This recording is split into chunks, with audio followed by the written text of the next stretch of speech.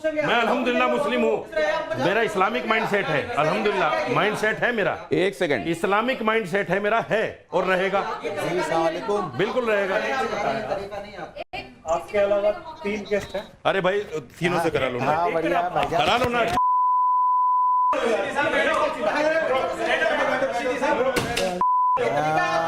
ये कि माइक तोड़ दिया यार। ये तो सब गलत बातें कर रही हैं। नहीं वो जो आपको समझ में नहीं आएगा वो गलत नहीं हो जाएगा ना बात कर सर। रहे हैं दीन के खिलाफ, तो कर भाई मेरी मत कीजिए मेरे खिलाफ कभी, आपने सब ये आप दोबारा मत बोलिएगा। दीन के खिलाफ कौन बगावत कर रहे हैं? या दीन के खिलाफ है जो मैंने आज पुलिस का विरोध कर दिया आपने। आप कुरान की आप कह रहे हैं कि शैतान वाला गलत काम बात। कर रहे हैं। तर्जमा करा। आप होते कौन है बात बोलने वाले? आप होते कौन है बोलने वाले?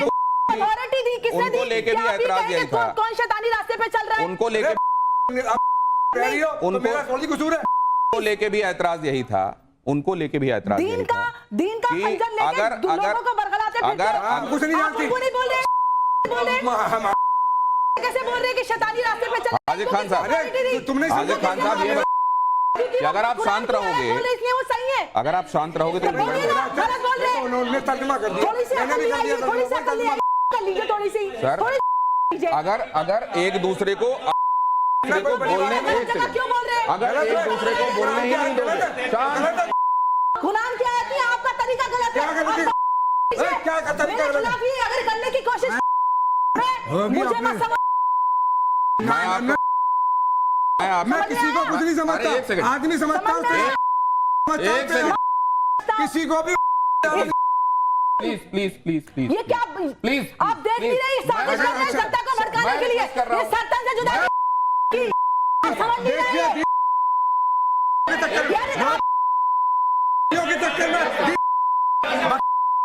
एक पूरी सेकंड, दुनिया को बर्बाद कर रही है। बोलिए तो ये कर क्या रहे हैं? एक सेकंड, दीन की बेइज्जती भी नहीं जानती। एक सेकंड, ना नमाज पढ़ा, ना रोजा की, ना किसी चीज की कर रही है। चलिए मुझसे तमीज से बात कर रहे हैं। ये एक सेकंड, बात करने का तमीज दीन के खिलाफ कर रही है। तेरे उड़ेंगे। अगर ना उड़ा तो मेरे मुंह छेद मार नहीं, दो। नहीं, नहीं, एक सेकंड, एक सेकंड, एक सेकंड, एक सेकंड।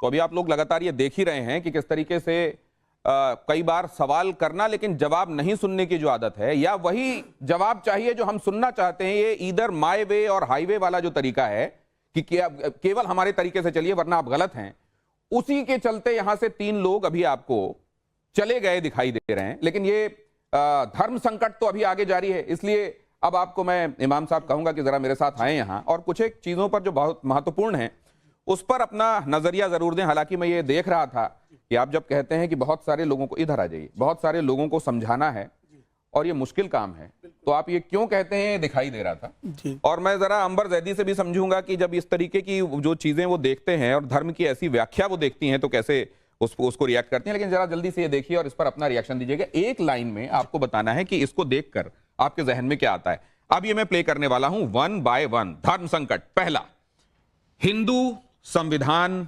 मुसलमान, देश में खतरे में कौन दिखाई दे रहा है? देश में कौन खतरे में दिखाई दे रहा है? हिंदू, संविधान और मुसलमान। मतलब इन तीनों में से कौन है जो खतरे में दिखाई दे रहा है? कोई कह देता है हिंदू खतरे में है, कोई कह देता है संविधान खतरे में है, कोई कहता है मुसलमान इस समय सबसे ज्यादा खतरे में है। आपको खतरे में कौन दिखाई देता है? मुझे तो कोई ऐसा खतरा दिख नहीं रहा। आपको कहीं कोई खतरा नहीं दिखाई दे रहा है? मतलब खतरे से मुराद क्या है कि क्या कहाँ हिंदू खतरे में है, कहाँ संविधान खतरे में है, कहाँ मुसलमान खतरे में? चलिए नेक्स्ट प्ले कीजिए। मुझको कोई हाँ इनमें से किसी पर भी खतरा मंडराता हुआ दिखाई नहीं दे रहा है। अगला दिखाइए। क्या बुलडोजर न्याय का प्रतीक है? आपका नजरिया क्या है? देखिए, कानूनन कोई भी काम कानून के दायरे में हो तो वो ज़्यादा बेहतर है।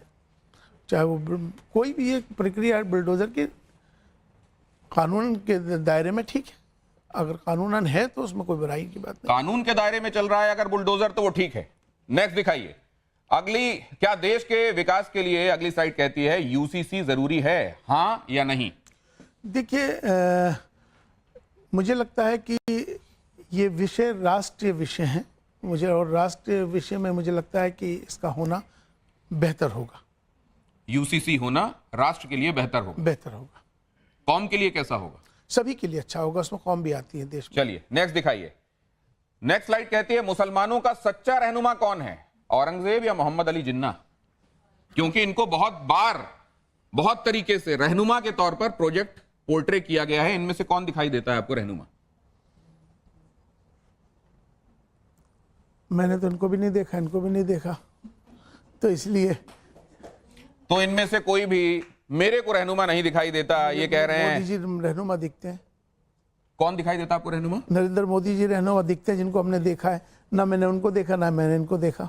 तो तीसरी तस्वीर आपने लगाई नहीं। मुझको तो नरेंद्र मोदी में रहनुमा मुसलमानों को दिखाई देता है। वैसे इस बात को लेकर बहुत सारे लोग आपको कहते हैं कि आपने चश्मा ही ऐसा लगा रखा है कि आपको उन्हीं में सब कुछ अच्छा दिखाई देता है। क्या करना, जो अच्छा करेगा उसको अच्छा ही कहा जाएगा।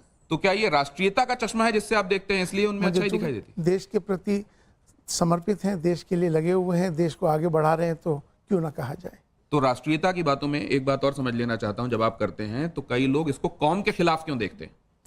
उनका अपना नजरिया है, ये नजरिया कायम रहेगा या बदलेगा? बदलना चाहिए, वक्त बदलेगा।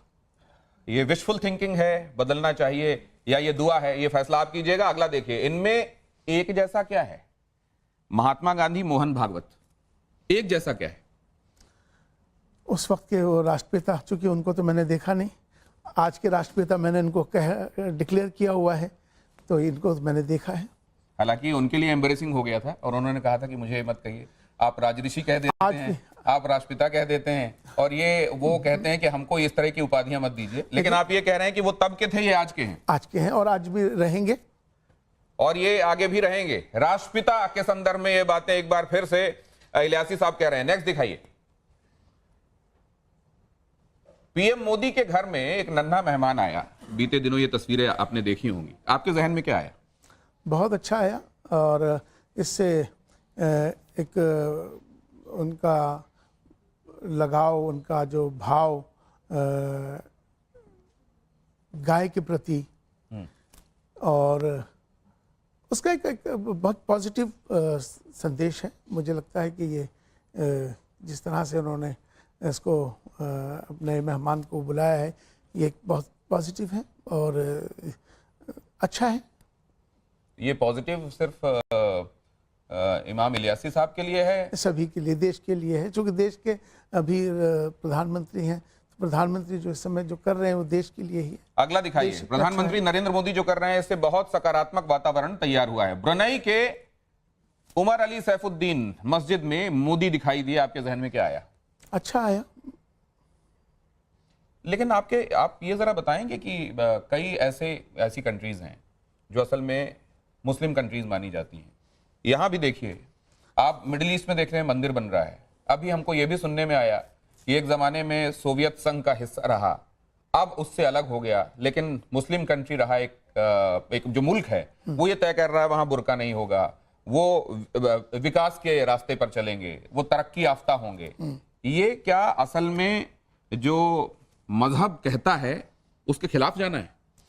नहीं, दरअसल अभी जो तस्वीर आपने लगाई है मोदी जी की मस्जिद में, तो मस्जिद तो सभी के लिए होती है, खाली हिंदू या तजाकिस्तान ने फैसला किया है कि वो दकियानूसी बातों को नहीं मानेगा। हाँ। उसने अपनी दकियानूसी कौन सी चीजें उसको डिफाइन भी किया है।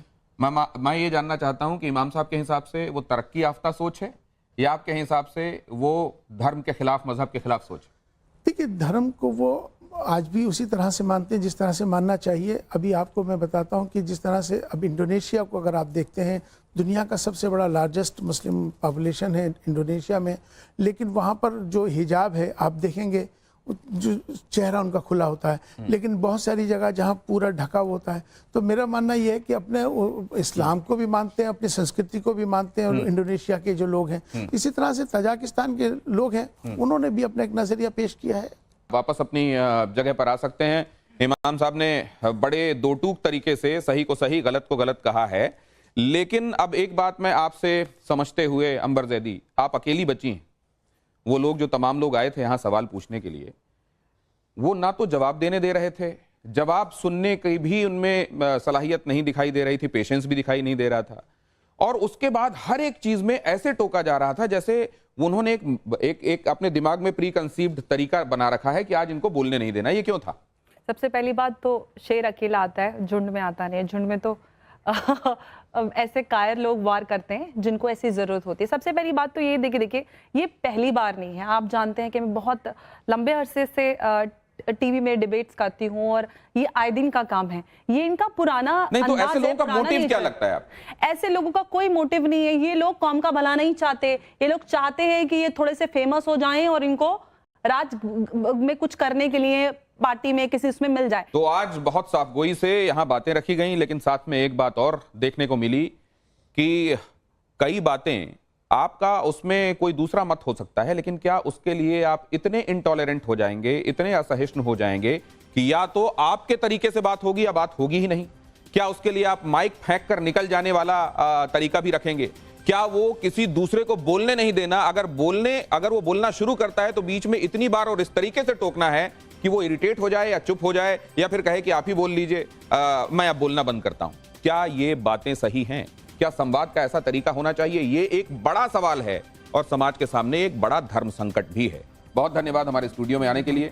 मेरे वो तमाम मेहमान जो यहां आए और बगैर बात पूरी किए अपने तरीके से अपनी चीजें करके यहां से चले गए, वो मैं ये उनसे इल्तिजा करता हूं कि आइंदा ऐसा ना करें। उनको खुद भी ये देखने में अच्छा नहीं लगेगा जब वो देखेंगे, लेकिन आपके सामने मैं रखूंगा जरूर ताकि आप ये समझ पाएं कि कौन किस तरीके से बात रखता है, करता है, और असहिष्णु होने के जब आरोप लगाए जाते हैं तो कौन कितना सहिष्णु है ये भी आप अपने में तय कर सकें।